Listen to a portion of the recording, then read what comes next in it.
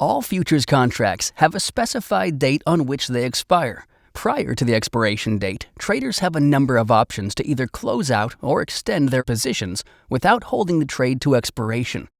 But some traders will choose to hold the contract and go to settlement. Settlement is the fulfillment of the legal delivery obligations associated with the original contract. For some contracts, this delivery will take place in the form of physical delivery of the underlying commodity. For example, a food producer looking to acquire grain may be looking to take delivery of physical corn or wheat, and a farmer may be looking to deliver his grain to that producer. Although physical delivery is an important mechanism for certain energy, metals, and agriculture products, only a small percent of all commodities futures contracts are physically delivered.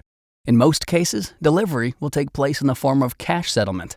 When a contract is cash settled, settlements take place in the form of a credit or debit made for the value of the contract at the time of contract expiration. The most commonly cash-settled products are equity index and interest rate futures, although precious metals, foreign exchange, and some agricultural products may also be settled in cash.